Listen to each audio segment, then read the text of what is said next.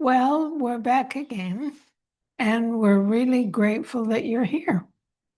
So, what I wanted to talk about today is falling in love with life, because that is my mission at this point in my life. And I want to tell you where it came from. You know, I've had the shingles, and I have a very strong belief that everything that happens to us in life is a gift. Even though it may not feel that way or look that way, that it's come to teach me something to further my growth and development. So during these months with the shingles, I've looked, what is the gift in this? What could possibly be the evolutionary experience possible? And a few days ago, I think I saw what it was.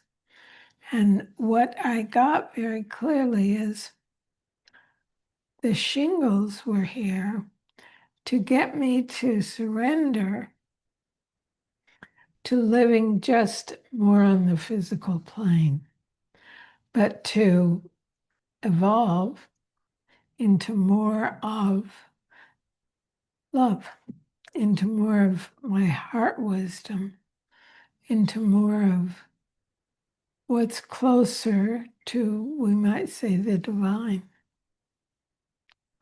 And so I have been focused on feeling and experiencing my heart over and over again.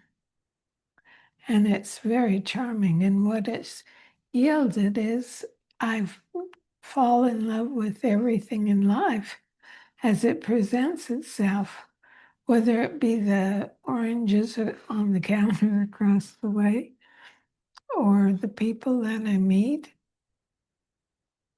or the exercise, whatever I'm doing, food preparing. Yeah, I just am finding everything more and more charming as it comes to me in this life. So, what I wanted to share and give you a chance to reflect on yourself, if you play in this world of just loving everything in life, welcoming everything that arises, and believing that it all brings a gift to you, and see if that doesn't make a difference in the quality of your day, the quality of the moment, and the quality of everything you relate to. It also, according to many people, is the source when we give ourselves to this love that we are. That's where healing can occur. So that's a wonderful benefit. What do you mean by that? That's where healing can occur. What healing are you talking about? Well, if you have anything that you're trying to heal, like me, I've still got things from the shingles that need to be healed Physical in my healing. body. Yeah, physical healing. And what about emotional healing or something like that? Is that related? Same. Hmm. Because when we are in that space of falling in love with life, we don't hold anything that would, how would you say that? Anything that would create consternation or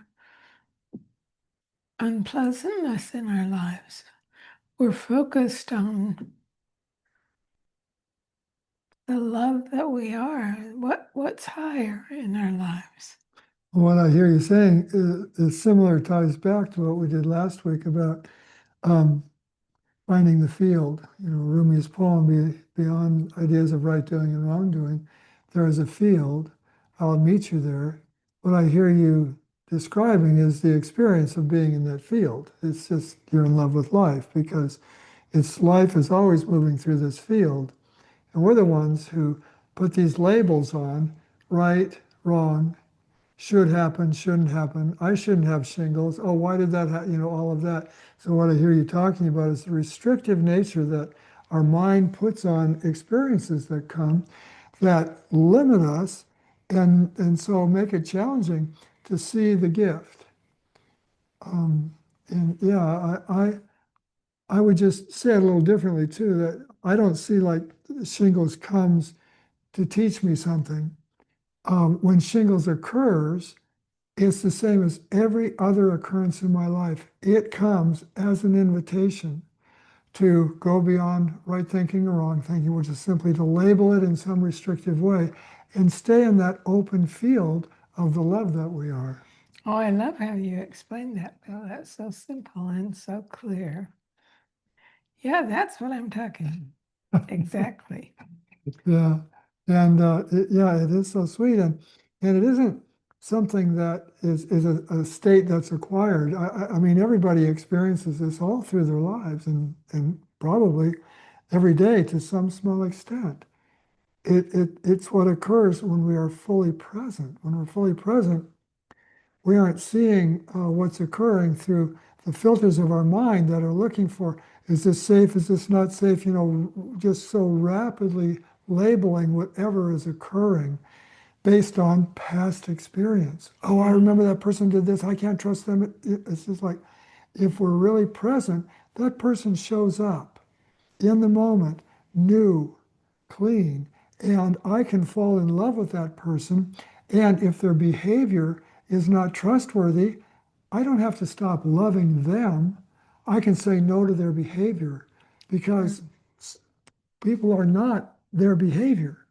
We need to be clear that everybody really is this sweet spark of life that is love. And that can become so hidden and distorted because of filters of fear and insecurity that their behavior is very unlovable, but that doesn't make who they are unlovable. And it's good to distinguish that because it's very important for healthy relationships to be able to say, no, there's a line here, that's not acceptable, or whatever. But it comes from love. It doesn't come from my own fear and insecurity saying, oh, I don't want that in my life. You've got to get out of my life. I've got to figure out how I can stay away from you or you'll stay away from me, and drawing hard lines and pushing and efforting. It's like we can say no from the field, from love. And personally, I think that no is a lot easier to maintain than when I've set something up out of fear and insecurity.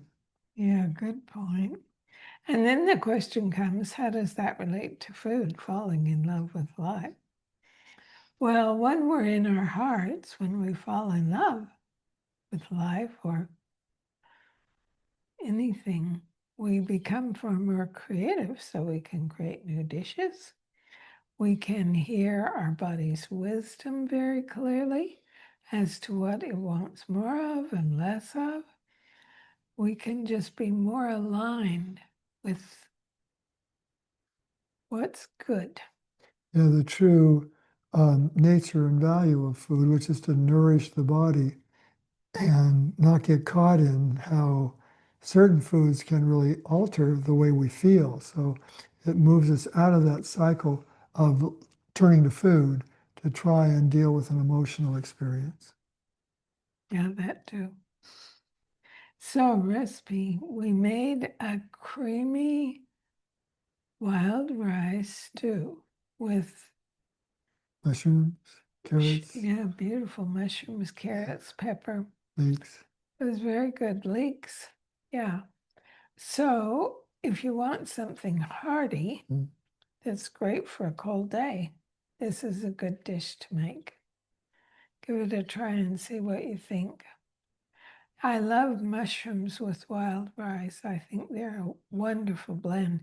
And we seasoned it with sage. Yeah, yeah. And I thought that was a nice seasoning too. Okay, that's it for now. Thanks for being with us. Bye-bye.